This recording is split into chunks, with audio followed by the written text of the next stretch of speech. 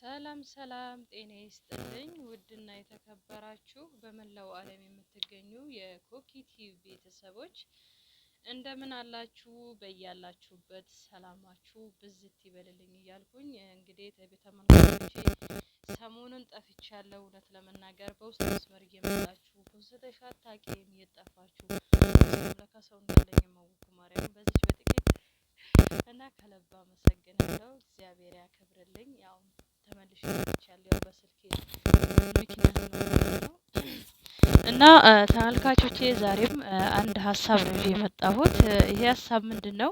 እንግዲህ መጀመሪያ ላይ ያሳየኋችሁ ቪዲዮ ምንድነው? በተለይ እቺ ልጅ እጅግ በሚያሳዝን ሁኔታ ለ6 ወር ሳውዲ አረቢያ ነበረች። በዛ ላይ ያማት ነበረ። ነገር ግን መልሳ ወደ ኢትዮጵያ ሄደ። ወደ ኢትዮጵያ ከሄደ በኋላ ደግሞ ወላጆች ምንድን ያደረጉት መልሰው ወደ ዱባይ ላኳት። ወደ ዱባይ ሄዳ በ2 ወሯ ግን እንደዚህ ራሷን ነቅላ ራሷን አሟ በጣም የአእምሮ ጭንቀት እንግዲህ ብዙዎቹ አብረው ስቃይ እያዩ ይገኛሉ ማለት ነው። ስለዚህ አንዳንዴ ስደት ስንባል ጤነኛ ሆኖም በጣም ከባድ ነው፣ ቻሌንጅ ያለው ግን ይሄንን እያወቃችሁ እንደሚያማት እያወቁ ወላጆች ራሱ ይሄንን ማድረጋቸው ስህተት ነው ማለት ነው። እና ሰው በመርዳት የምትታወቀው ደግሞ እህታችን ሀቢባ የእውነት ከልብ እናመሰግናለን። ነገር ግን ስደት እጅግ አስከፊ ሆኗል።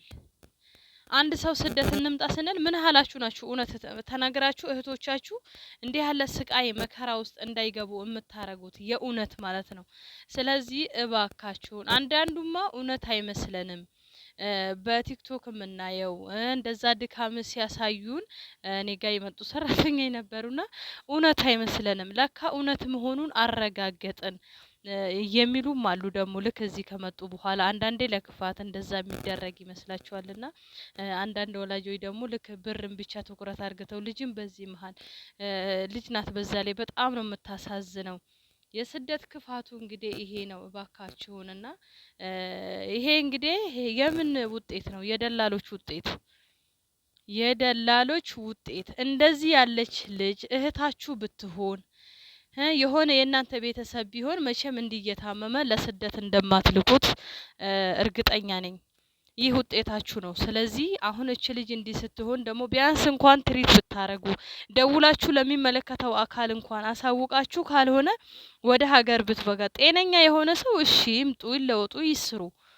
ግን አንድ እናንተ ገንዘባችሁን ከተቀበላችሁ ምንም ግድ የማይሰጣችሁ ስለ ዜጋችሁ ምንም የማይጨንቃችሁ አንድ ቀን መቼም ውጤቱን በእግዚአብሔር ታገኙታላችሁ። የሰው ልጅ አንዳንዴ አቅም የለውም፣ ጉልበት የለውም፣ አዝኖ ነው ዝም የሚለው የጊዜ ጉዳይ እንጂ ሁሉም የዘራው ማጨዱ አይቀርም ማለት ነው። ይሄ አሁን እቺ ልጅ እንደዚህ እያለች እያመማት ከሳኡዲ እንደገባች እያወቃችሁ መልሳችሁ ያለውን ገንዘብ ተቀብላችሁ ወደ ሌላ ስደት የምትወስዱት ለምንድን ነው? አይ እህቴ ተይ፣ እያመመሽ ነው። እቺ ልጅ እኮ የሚገባት እውነት ለመናገር ጸበል ነው የሚያስፈልጋት። በቃ ጸበልና ጸበል ከዳነች ከዛ በኋላ ኦኬ ችግር የለውም። ሊያውም በስደት ሀገር ማንም ከጎን ሊሆን በማይችል እንኳን አረቦች አይደለም እንኳን ጤነኛ ሆነን እየተጋፈጥን አይደለም እንኳን ትንሽ ካመመን ምንም ግድ አይሰጣቸውም።